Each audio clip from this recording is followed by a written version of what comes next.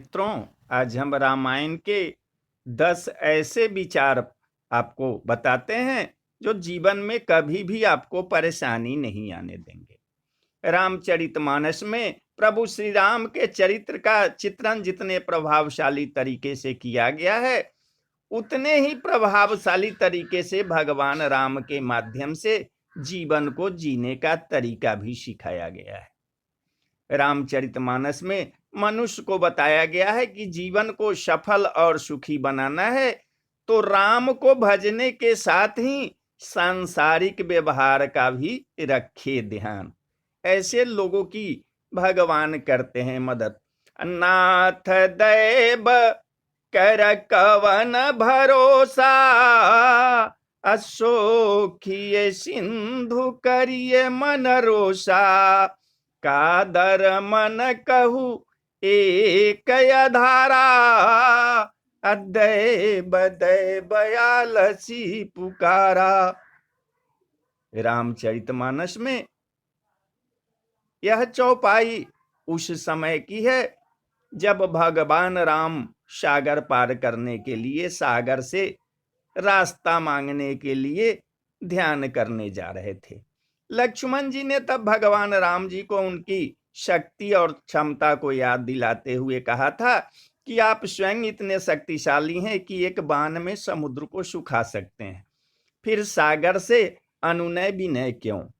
भगवान राम यह सब जानते थे, लेकिन फिर भी इन्होंने शक्ति से पहले शांति से परिस्थितियों को हल करने का प्रयास किया और बताया कि शक्तिशाली को संयमी होना भी जरूरी है। आप अपने भरोसे पर काम कीजिए, ईश्वर स्वयं आपकी सहायता करेंगे।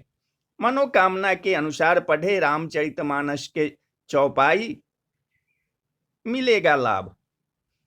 भगवान की होती है मर्जी। बोले बिहसी महेश तब, ज्ञानी मूढ़ न कोई, अजहि जस रघुपति करहि जब, सो तस तेहि छन होई। रामचरितमानस के बालकांड में भगवान विष्णु के रामावतार का कारण और भगवान की लीला का उद्देश्य समझाते हुए यहाँ भगवान भोलेनाथ कहते हैं कि कोई भी इस भ्रम में न रहे कि वह सर्वज्ञानी या कोई हमेशा मूर्ख ही रहेगा। भगवान की जब जैसी इच्छा होती है तब वह प्रत्येक प्राणी को वैसा बना देते हैं। इसलिए कभी किसी चीज का अहंकार नहीं करना चाहिए। जो अहंकार करते हैं वह समाज में कभी आगे नहीं बढ़ते। और राजा में होती है ये चीजें कि काम क्रोध मद लोभ सब, नाथ नरक के पंथ, सब परिहरि रघुबीरहि, अभजहु भजहि जेहि संत।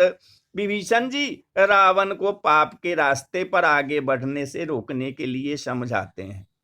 काम क्रोध अहंकार लोभ आदि नरक के रास्ते पर ले जाने वाला।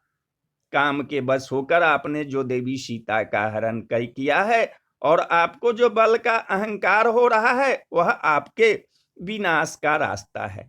जिस प्रकार साधु लोग सब कुछ त्याग कर भगवान का नाम जपते हैं, आप भी राम का नाम जपिए। मनुष्य को भी इस लोक और परलोक में सुख शांति और उन्नति के लिए इन पाप की ओर ले जाने वाले तत्वों से बचना चाहिए। ऐसे लोग होते हैं महान आत्मा, जे न मित्र दुख हो ही दुखारी, तिनहि बिलोकत पातक भारी, अनिज दुख गिरिशम रज करी जाना, मित्रक दुख रज मेरी समाना। रामचरितमानस में भगवान राम और सुग्रीव की मित्रता के संदर्भ में यह चौपाई मनुष्य को ज्ञान देती है कि मित्रता निभाने वाले की भगवान भी सहायता करते हैं।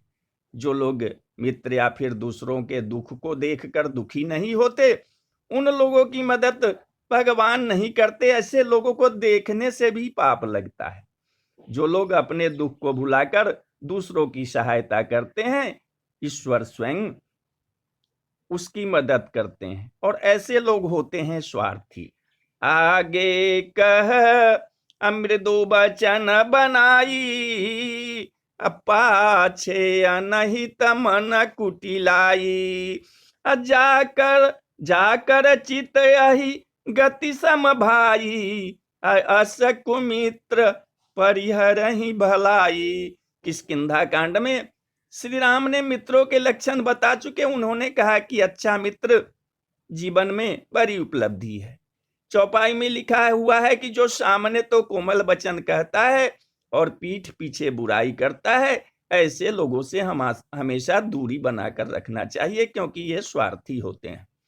भगवान राम अपने भाई लक्ष्मण से कहते हैं कि हे भाई, जिनका मन सांप की चाल के समान टेढ़ा है, ऐसे कुमित्र को त्यागने में ही भलाई है। सच्चा मित्र हमेशा स्पष्ट बात करता है। सच्चा मित्र आपको सही राय देता है। मित्रता में एक दूसरे के प्रति खुला हृदय होना चाहिए। तारीफ करने के इतने फायदे रामचरितमानस में ये लिखा। इन चीजों का त्याग करना चाहिए। अमोह सकल अव्याधीन कर मूला, अतिन ते पुनि उपजहि बहुशूला। काम बात कफलो भय पारा, अक्रोध पीत नित छाती जारा। सब रोग की जड़ मोह अज्ञान है। इस व्याधि से बहुत से शूल उत्पन्न होते हैं, जैसे काम, वात, लोभ, अपार कफ और क्रोध पित्त है, जो सदा छाती जलाता रहता है। ऐसा लोग जीवन में कुछ नहीं कर पाते। हमेशा आगे बढ़ने के लिए इन्हीं चीजों को त्यागना जरूर पड़ता है। समाज की भलाई के लिए आप अगर काम करते हैं तो नहीं दरिद्र सम दुख जग माही, असंत मिलन सम सुख जग नाही। अपर उपकार वचन मन काया, असंत सहज स्वभाव खगराया। जगत में गरीबी के समान कोई दुख नहीं है, तथा संतों के मिलने के समान जगत में कोई सुख नहीं है, क्योंकि मन, वचन और परोपकार करना ही संतों का सहज स्वभाव है। महान संत आपको अच्छे विचार देते हैं, जिससे आप समाज के भलाई के लिए काम करते हैं। श्री रामचरितमानस इन 6 को अगर छोटा समझे तो होगा बड़ा नुकसान। आपके हाथ में है ये चीजें। सुनहु भरत भाभी प्रबला, बिहसी कहेउ मुनिनाथ। सुनहु भरत भाभी प्रबला, बिलखी कहेउ मुनिनाथ। अहानि लाभ जीवन मरण, यश यपयस विधिहात। भले ही लाभ हानि जीवन मरण ईश्वर के हाथ हो, लेकिन हानि के बाद हम हार मानकर बैठे नहीं, ये हमारे ही हाथ है। लाभ को हम शुभ लाभ में परिवर्तित कर ले, यह भी जीव के अधिकार क्षेत्र में आता है। जीवन जितना भी मिले उसे हम कैसे जिए, यह सिर्फ जीव अर्थात हम ही तय करते हैं। मरण अगर प्रभु के हाथ है तो उस परमात्मा का स्मरण तो हमारे अपने हाथ में है।